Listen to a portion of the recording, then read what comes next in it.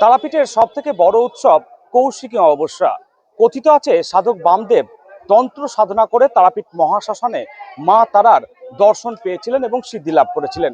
পাশাপাশি এই দ্বারকা নদে বিশেষ এই তিথিতে স্নান করলে পুণ্য লাভ হয়।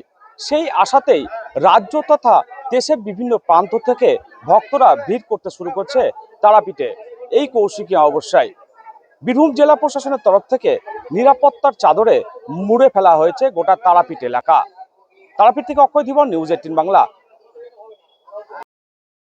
এই যে লক্ষ লক্ষ মানুষের ভিড় হবে এখানে, তার যে একটা নিরাপত্তা ব্যবস্থা, সুস্থভাবে দর্শন, কোনো ক্ষেত্রে ভক্তদের যেন কোনো অসুবিধা না হয়, ভালো করে দর্শন করতে পারে, সেই সমস্ত ব্যবস্থা আমাদের মন্দির কমিটি থেকে সমস্ত আমরা প্রস্তুত। সারা ভারতবর্ষ থেকে লোক আসছে, ভারতবর্ষের বাইরের থেকে লোক আসছে, জেলা প্রশাসন, তারাপীঠ থানা সবাই কিন্তু যৌথভাবে কয়েক দফা মিটিং করে এই ব্যবস্থা আমাদের নেওয়া হয়েছে।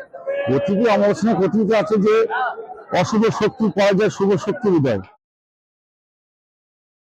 এই যে লক্ষ লক্ষ মানুষের ভিড় হবে এখানে, তার যে একটা নিরাপত্তা ব্যবস্থা, সুস্থভাবে দর্শন। माँ का दर्शन पाने के लिए आए हैं। बहुत ही अच्छा लगा है, बहुत ही सुकून लग रहा है। सब भक्त आए हैं, बहुत दूर से आए हैं। कल अमावस्या है, इसीलिए कल मेन दिन है, तो बहुत लोग आएंगे। अभी से भीड़ शुरू हो गया है।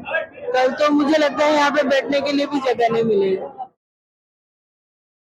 माँ का दर्शन पाने के लिए आए हैं। बहुत ही अच्छा लगा है, बहुत ही सुकून लग रहा है। सब भक्त आए हैं, बहुत दूर से आए हैं। कल अमावस्या है, इसीलिए कल मेन दिन है, तो बहुत लोग आएंगे। अभी से भीड़ शुरू हो गया है।